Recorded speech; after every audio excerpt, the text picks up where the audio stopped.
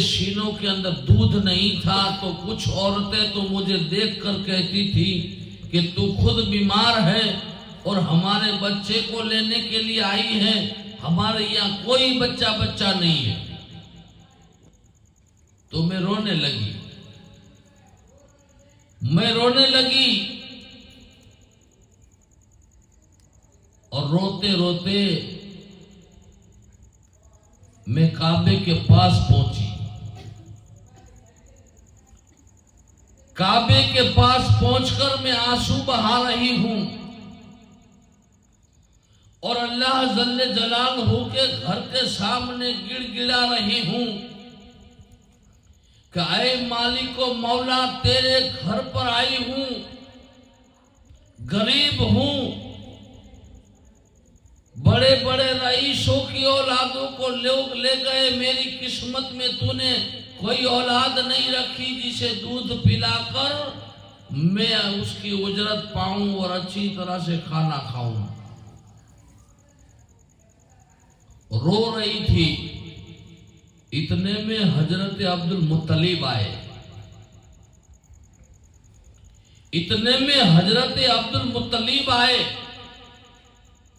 और अब्दुल मुत्तलिब ने आकर देखा कि मैं रो रही थी तो मुझे पूछा कि ऐ औरत, तू क्यों रो रही है?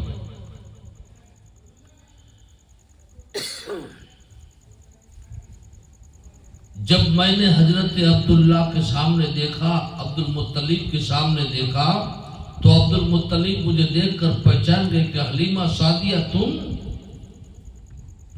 क्यों रो रही हो?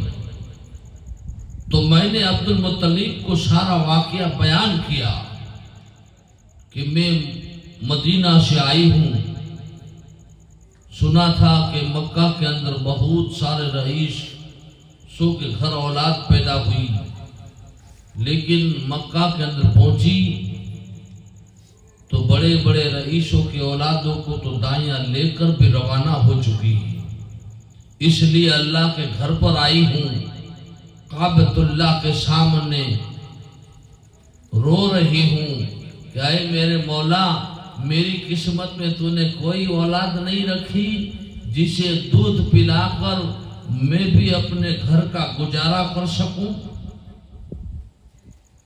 अब्दुल मुत्तलिब ने कहा, ऐ हलीमा, अगर बड़े बड़े रईसों की औलाद ना मिली तो ना सही, लेकिन मेरी आमना के घर पर एक यतीम बच्चा पैदा हुआ है। क्योंकि हमारे नबी अभी मादर शिकम के अंदर थे, आपकी वालिदा आमना अभी 2 महीने के हमल से थी कि आपके वालिद का इंतकाल हुआ था, इसलिए आपको दुर्रे यतीम के नाम से पुकारा जाता है कि हमारे नबी दुर्रे यतीम है।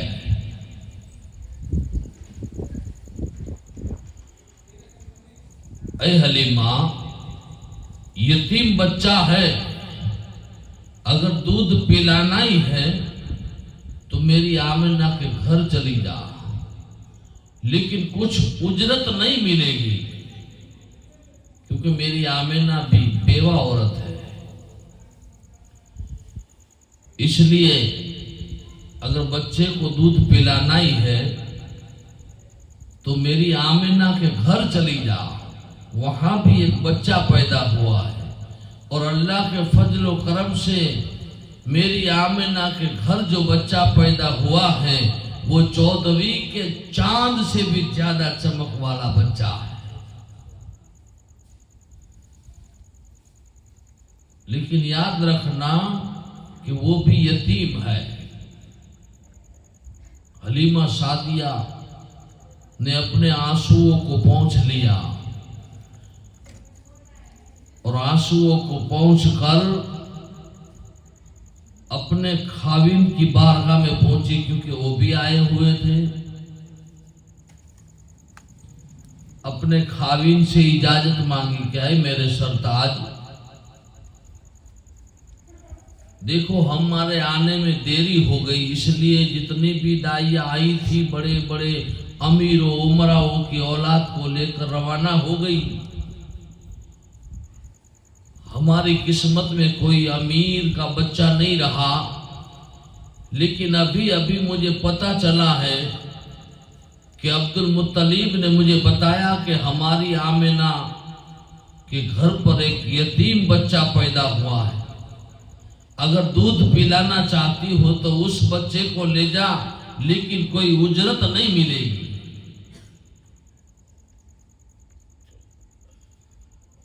तो कुर्बान जाओ हलीमा सादिया के खाविन पर।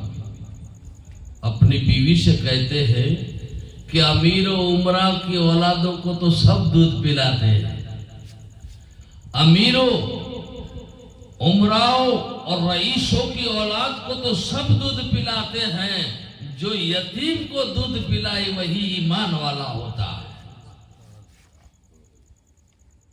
जाओ मेरी इजाजत है, ले आओ। खाली हाथ से जाना तो बेहतर है कि यतीम के बच्चे को ले जाए, यतीम बच्चे को ले जाए। खाली हाथ जाने से तो बेहतर होगा। हलीमा सादिया फरमाती है कि जब मुझे इजाजत मिली अपने खाविद से, तो मैं हजरत आमिना के घर पर पहुंची। मैं हजरत आमिना के घर पर पहुंची। मैंने दरवाजे के ऊपर दस्तखत दिया। ऐ आमिना बीबी, दरवाजा खोलिए। अंदर से आमिना बीवी ने पूछा, कौन है? कहा, मैं हलीमा सादिया हूं, शहर यसरब से आई हूं। कहा, ठीक है। हलीमा सादिया बयान फरमाती है कि आमिना रज़ियल्लाहु ताला अन्हा ने दरवाजा खोला और मुझे घर में आने की इजाजत दी। पूछा, ए हलीमा, क्या लेने के लिए आई हूं? कहा कि तुम्हारे घर भी बच्चा पैदा हुआ है, तो मैं उसे दूध पिलाना चाहती हूं। मैं दाइया बनकर आई हूं। हजरत आमिना रज़ियल्लाहु ताला अन्हा कहती है कि मैं अपने लाल को तुझे नहीं अता फरमाऊंगी, लेकिन अरबस्तान का दस्तूर था, दस्तूर के मुआफिक देना भी पड़ता है। हलीमा सादिया फरमाती है, ऐ आमिना, मुझे पता है कि तुम्हारा लख्ते जिगर जो है वो यतीम है। मैं जानती हूं कि इसे दूध पिलाकर मुझे कुछ उजरत नहीं मिलेगी, दौलत नहीं मिलेगी, तो ना देना हो तो ना सही, लेकिन मैंने सुना है कि तुम्हारा लाल जो है वो चांद की मुआफिक चमकता है, तो ना दो तो ना सही, लेकिन उसका चेहरा तो दिखाओ। हलीमा सादिया को साथ लेकर जब आमिना रज़ियल्लाहु ताला अन्हा हुजूर के झूले के पास पहुंची और हजरत ताजदारे मदीना मोहम्मद मुस्तफा सल्लल्लाहु ताला अलैहि वसल्लम के चेहरे को दिखाया, तो न बचपनी का आलम है, हलीमा के सामने देखकर मुस्कुराने लगे। हलीमा सादिया के सामने देखकर मुस्कुराने लगे। और एक रिवायत के मुताबिक तो ये है कि हलीमा सादिया जब झूले के पास पहुंची तो हुजूर अपनी दस्त मुबारक से की उंगली को उठाकर खेल रहे थे। हलीमा सादिया ने आपके दस्ते मुबारक की उंगली को देखा जो सीधी आसमान के चांद के ऊपर जा रही थी। जब आप इस तरफ इशारा करते हैं चांद इधर आ जाता है, आप इस तरफ इशारा करते हैं चांद इधर आ जाता है। हलीमा सादिया देखकर फरमाती है ये यतीम नहीं, ये तो यतीमों का वाली बनकर आया हुआ है, क्योंकि इनका खिलौना कोई दुनिया का खिलौना नहीं, ये तो चांद से खेल रहे हैं। हलीमा सादिया कहती है कि आमिना नद तो ना सही, एक मर्तबा गोद में तो दे दे। हलीमा सादिया ने जब गोद में दिया, हलीमा सादिया को जब गोद में दिया गया, हमारे नबी को जब हलीमा सादिया ने गोद में उठाया, कसम खुदा की हलीमा का बयान है, मेरा सीना दूध से खुश्क था, सूख गया था। जब अल्लाह के महबूब को मैंने अपने सीने से लगाया, मेरे सीने से दूध उमड़ने लगा, मेरा पूरा सीना दूध से भर गया। मैंने ताजदार मदीना मोहम्मद मुस्तफा सल्लल्लाहु अलैहि वसल्लम को अपना दूध पिलाया। मैंने अपना दूध पिलाया। आमना कहती है कि हलीमा, अरबस्तान का ये दस्तूर है कि बच्चे को दाइयां ले जाया करती है, जाओ इस बच्चे को तुम ले जाओ। हलीमा सादिया फरमाती है कि मुझे जब मोहम्मद अरबी मिल गए तो मैं ये सोचने लगी कि मेरी ऊंटनी गज्जा के बाजार में झुक गई, क्योंकि मेरी ऊंटनी को छोटे छोटे बच्चों ने जो पत्थर मारे थे, मेरी ऊंटनी गज्जा के बाजार में झुकी हुई है। अब मैं नबी को इस बच्चे को ले जाऊं तो किस कदर ले जाऊं। हलीमा सादिया का बयान है कि जब मैं अपनी गोद में लेकर मोहम्मद अरबी को आमिना के घर से निकली तो क्या देखती हूं कि आमिना की दहलीज के सामने मेरी ऊंटनी गर्दन झुकाकर बैठी हुई है। मेरी ऊंटनी अपनी गर्दन को झुकाकर बैठी है। मैंने देखा अल्लाहू अकबर, मेरी ऊंटनी भी आमिना के घर के सामने आकर झुकी हुई है, बैठी हुई है। ऊंटनी बीमार थी। मैं ऊंटनी के पास पहुंची, मोहम्मद अरबी सल्लल्लाहु अलैहि वसल्लम को लेकर ऊंटनी के ऊपर में सवार हुई। कसम खुदा की ऊंटनी बिजली की तरह खड़ी हो गई। ऊंटनी बिजली की तरह खड़ी हो गई और तंदुरुस्त हो गई। ऊंटनी के थनों में दूध नहीं था। जब मोहम्मद अरबी सवार हुए तो ऊंटनी की थनों से भी दूध टपकने लगा।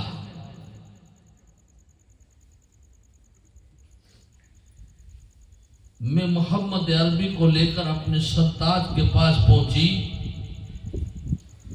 अपने खावीन के पास पहुंची। हमने ऊंटनी के दूध को पिया और शिकम शेर हो गए। जब मेरे खाविन ने आपको देखा तो कहा हलीमा, ये यतीम नहीं है, ये तो यतीमों का वाली है, ये बेवा औरत का बच्चा नहीं, ये तो बेवाओं का हावी है, इसे तो हम जरूर ले जाएंगे।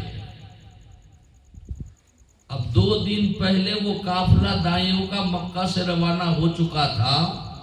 बड़े बड़े अमीरों उमराओं के घर से जो बच्चे लेकर 2 दिन पहले दाइयों का काफिला निकल चुका था यसरब की तरफ। हलीमा सादिया 2 दिन के बाद मोहम्मद अरबी सल्लल्लाहु अलैहि वसल्लम को लेकर ऊंटनी के ऊपर सवार हुई। देखो मेरे दोस्तों, जिस वक्त हजरत हलीमा सादिया हमारे नबी को लेकर ऊंटनी पर सवार हुई और ऊंटनी बिजली की तरह उठी। ऊंटनी बीमार थी, शाद हो गई, बीमार थी, तंदुरुस्त हो गई और ऊंटनी की गर्दन उसी दिन से अकड़ गई है। देखना, हर जानवर की गर्दन झुक जाएगी, लेकिन ऊंट की गर्दन कभी नहीं झुकेगी, ऐसे ही खड़ा रहेगा, क्योंकि उसे फख्र है कि मैं क्यों झुकूं, मैं अपनी गर्दन को क्यों झुकाऊं कि मेरी पीठ पर दोनों आलम के मालिक सवार हुए हैं। मैं तो फख्र से ही अपनी गर्दन को ऊंची रखूंगी। बीमार चाहे कितना भी हो, लेकिन ऊंट कभी अपनी गर्दन नहीं झुकाएगा, क्योंकि उसकी गर्दन उसी दिन से अकड़ गई है कि मैं अपनी गर्दन को क्यों झुकाऊं। आज આપણે કહી છે ને, મારે કઈ વાંધો નથી, મારે હું વાંધો है, હું તો એક ફોન કરું તો ડીએસપી મારા ઘરે આવે, હું શું કામ મૂંઝો। આપણાને એટલો પાવર હોય ને, તો આને ન હોય। આપણે તો એક દુનિયાના ડીએસપી નો ખાલી ભાઈબંધ હોય તો એટલો પાવર હોય। આ તો આખી દુનિયાના ડીએસપી નો પાવર છે, પૂરી કાયનાતના ડીએસપી નો પાવર છે। એને ન હોય કે હું મારી ડોકી શું કેમ ઝુકાવું, હું તો ઊંચી જ રાખીશ। ऊंटनी की गर्दन उसी दिन से अकड़ी। अब खैर, जब हलीमा सादिया फरमाती है 2 दिन पहले जो दाइयों का काफिला निकला था, मैं 2 दिन के बाद जब ऊंटनी के ऊपर सवार हुई, मोहम्मद अरबी को लेकर यशरब की तरफ जा रही थी। जैसे ही ऊंटनी के ऊपर सवार हुई, ऊंटनी बिजली की तरह दौड़ने लगी और पल भर में उन दाइयों से आगे निकल गई। पल भर में उन दाइयों के काफिलों के साथ मिल गई और उससे आगे निकल गई। जब गज्जा के बाजार से मेरा गुजर हुआ तो गज्जा के बाजार वाले लोग कहते थे, अरे हलीमा सादिया, क्या ऊंटनी को तवील कर लिया है, ऊंटनी को बदल ली है, सवारी बदल लिया है कि तेरी ऊंटनी तो बीमार थी, जब आई तो चल नहीं सकती थी, जा रही हो तो बिजली की तरह जा रही हो। हलीमा सादिया ने फरमाया, सवारी नहीं बदली, ऊंटनी के ऊपर सवार बदल गया, क्योंकि पहले इसके ऊपर हलीमा सादिया सवार थी, अब इसके ऊपर नबियों के इमाम सवार है। इसलिए हलीमा सादिया फरमाती है कि मैंने सवारी नहीं बदली, सवारी तो वही ऊंटनी है, लेकिन ऊंटनी का सवार बदल गया। और हलीमा सादिया का बयान है, मक्का मौजमा से लेकर यशरब तक जब मैं पहुंची, मैं क्या देखती हूँ कि शजरो हजर, जमीन और पत्थर, कंकरिया भी इस हबीब पर दुरूद पाक पढ़ती है, मरहबा की सदाएं दे रही है, इन पर दुरूद पढ़ती है, इन पर दुरूद और सलाम की डालियां निछावर किए जा रही है। मेरा गुजर जंगल से होता है तो जंगल का एक एक दरख्त इन पर दुरूद पड़ता जा रहा है। जब मैं आपको घर लेकर आई, कसम खुदा की कि मेरे घर के अंदर जितनी बकरियां थी, तमाम के थनों में दूध सूख गया था, खुश्क हो गया था, लेकिन मोहम्मद अरबी को जैसे ही घर में लाई, मेरी पूरी बकरियां दूध देने लगी। मेरी पूरी बकरियों के थनों के अंदर दूध आ गया। और जब मैं मोहम्मद अरबी को लेकर अपने घर के अंदर आई, कसम खुदा की मेरा घर नूर से भरपूर हो गया और मेरे घर के अंदर नूर आला नूर हो गया। अब मेरे दोस्तों, आखिरी बात कह रहा हूं, उसके बाद मैं अपनी गुफ्तगू को खत्म कर रहा हूं। कि जब मोहम्मद अरबी को मैं अपने घर के अंदर लाई तो उस वक्त अहले मदीना के अंदर बहुत गरीबी थी, खाने पीने को लोगों को कुछ भी नहीं मिलता, ना तो खाना मिलता है ना पानी मिलता है।